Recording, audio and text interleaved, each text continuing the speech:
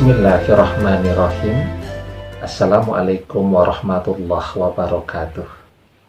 Bapak-bapak, ibu-ibu, mas-mas, mbak-mbak, khususnya adik-adikku sekalian yang dirahmati Allah dimanapun Anda berada. Kembali di IIP Channel bersama saya, IIP Wijayanto. Kali ini tema kita adalah kepikiran mantan terus. Maka dua hal ini yang harus kamu lakukan ya. Waktu berjalan terus. Perpisahan meski itu adalah hal yang paling tidak kita inginkan. Ya. Bahkan mungkin kita berharap hari-hari yang kita jalani itu adalah mimpi ya. Dan kita bisa terbangun, terjaga dalam keadaan mantan masih bersama-sama kita. Tapi ternyata ini adalah realita, kenyataan yang suka atau tidak suka harus diterima. Ya, coba deh Anda cubit-cubit tuh. Ya, ini betul-betul kenyataan atau mimpi. Sakit kan? Artinya Anda berada di dunia nyata, bukan berada di dunia mimpi. Sehingga suka ataupun tidak, ya kenyataan ini harus dijalani.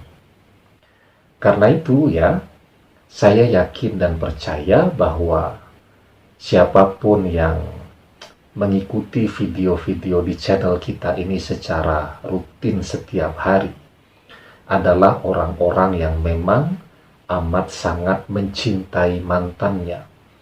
Orang-orang yang tidak pernah lelah dan selalu tekun berdoa, memohon pertolongan Allah agar mantan kembali kepadanya ya. Jadi, apa yang harus Anda lakukan ketika Anda kepikiran mantan setiap saat, setiap detik ya. Jadi ketika Anda akan berdoa, memohon kepada Allah agar mantan kembali, ya secara otomatis Anda memikirkan yang bersangkutan ya. Tetapi tidak kemudian selama Anda melek ya. Jadi kalau tidurnya 8 jam sehari semalam, artinya 16 jam. 16 jam itu dikali 60 menit, dikali 60 detik lah. Kalau setiap detik Anda selalu ingat kepada mantan, maka hidup memang akan terasa teramat sangat melelahkan ya. Nah, mau makan ya, ingat mantan, sehingga makanan yang sudah dikunyah tuh akan ditelan, itu nelan makanannya jadi rasanya seret ya, jadi susah untuk menelan makanan, nyangkut di tenggorokan gara-gara sambil makan sambil kepikiran mantan terus. Di jalan sambil bawa kendaraan terus saja yang teringat, yang muncul di dalam benak, bahkan terbayang-bayang di pelupuk mata hanya bayangan mantan seorang ya. Kemudian lagi beraktivitas yang lain, mengerjakan tugas kuliah atau tugas dari kantor, pekerjaan dan seterusnya. Tidak bisa fokus karena bayangan mantan selalu melintas. Maka kalau memang seperti itu ya, itu akan menjadi perjalanan hidup pasca perpisahan yang teramat sangat melelahkan. Jadi apa yang perlu dilakukan? Jadi yang pertama, bahwa Anda harus betul-betul memahami bahwa ketika Anda mikirin mantan, mantan tidak pernah memikirkan Anda ya. Kan dia yang pergi dari kehidupan Anda, dia yang memblokir seluruh akses komunikasi Anda sehingga Anda tidak bisa lagi berkomunikasi, ngomong, ngobrol, bicara dari hati ke hati dengan dia ya. saat Anda terus mengingat dia, dia juga berusaha untuk melupakan Anda. Dan mungkin dia akan lebih mudah melakukannya karena saat ini ada orang lain yang bersama-sama dia mengisi hari-hari bahagianya dengan curahan cinta. Ya, sementara Anda sendirian hanya berteman sepi dan kenangan bersama dia. Jadi ya, Anda mikirin mantan. Mantan dijamin tidak akan pernah mikirin Anda. Kalau dia mikirin Anda, maka dia tidak akan pernah meninggalkan Anda. Kalaupun dia meninggalkan Anda karena faktor intervensi misal dari orang tuanya, sekurang-kurangnya dia tidak melakukan pemblokiran terhadap kanal-kanal komunikasi Anda. Ya, artinya ketika dia betul-betul sudah tidak lagi mau berkomunikasi dengan Anda, sudah mempresentasikan orang lain sebagai pendamping hidupnya, ya, dan itu menunjukkan bahwa dia betul-betul sudah tidak peduli dengan Anda. Dia berusaha agar tidak pernah kembali kepada Anda, dan itulah yang dia lakukan. Nah, sementara Anda menghabiskan energi, menghabiskan waktu, ya, membuat hidup Anda stuck, ya, jalan di tempat, dan tidak ada yang didapatkan apapun. Maka saya jelaskan di awal tadi, kalau Anda ingin menjalani hidup pasca perpisahan ini dengan rasa yang nyaman, ya kalau Anda mau mengingat mantan, sediakan waktu secara khusus. Misal selesai mengerjakan sholat fardu, ya, ketika Anda berdoa, nah salah satu item doa Anda kan memohon kepada Allah agar pintu hati mantan terbuka untuk kembali kepada Anda. Maka disitulah waktunya Anda mengingat dia, mengenang wajahnya, dan seterusnya tadi. Ya, tapi jangan mengingat mantannya ketika sedang sholat. Kalau Anda mengingat mantan ketika sedang sholat, maka bagaimana sholatnya bisa khusyuk? Padahal sholat yang khusyuk itu adalah salah satu, ya, cara kita untuk meningkatkan kualifikasi diri kita agar doa kita selesai sholat itu menjadi doa yang mustajab.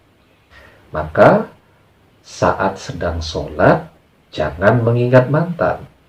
Kalau mau mengingat mantan, selesai sholat ketika kita berdoa. Ya selesai berdoa, ya berusaha untuk tidak mengingat dia lagi. Agar apa? Agar waktu yang Allah berikan setiap hari kepada kita, itu menjadi waktu-waktu yang produktif untuk berkarya, untuk bekerja, untuk menghasilkan uang, dan seterusnya. Ya, jadi Anda harus menyadari betul bahwa Anda mikirin mantan, sementara mantan tidak pernah mikirin Anda. Jadi sia-sia kalau Anda menginvestasikan waktu yang amat sangat banyak untuk mikirin dia. Ya, jadi buat apa lagi kita berusaha setiap saat mengingat dia? Kadang-kadang tuh kan juga otak kita butuh istirahat. Dia lagi tidak mau tuh mengingat mantan, tetapi kita paksa kehendak kita yang menggerakkan otak untuk memanggil memori dan segala kenangan tentang mantan tadi. Itulah yang membuat Anda amat sangat lelah menjalani perpisahan dengan mantan, ya. Jadi sekali lagi saya tegaskan, kalau mantan mikirin Anda, ya, dia berempati, bersimpati, dan peduli dengan Anda, maka dia tidak akan pernah meninggalkan Anda. Paling tidak dia masih akan peduli, tetap membangun komunikasi, tetap khawatir dengan Anda, dan seterusnya. Ya. Nah, yang kedua, mengingat mantan itu adalah sumber penyakit bagi hati kita. Ya, karena begitu kita mengingat mantan terus, ya, zikrun nas itu, maka waktu kita untuk melakukan zikrullah menjadi berkurang. Padahal zikrun nas, mengingat manusia ini adalah perbuatan yang sia-sia. Ketika Anda ingat mantan, apa yang Anda rasakan? Sakitkan hati, merasa dikhianati, ingat dengan bagaimana caranya dia mengkhianati Anda, ingat dengan bagaimana caranya ya dia cuma memanfaatkan tenaga Anda, memanfaatkan fasilitas yang Anda miliki, memanfaatkan uang yang Anda miliki, kan rasanya jadi sakit. Ya, maka mengingat manusia itu adalah sumber penyakit untuk hati.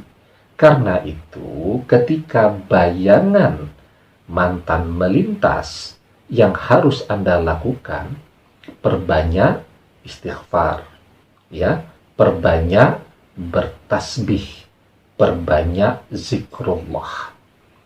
Maka Rasulullah Shallallahu Alaihi Wasallam bersabda, "Inna zikrullahi sifa'un wa inna zikran nasi da'un."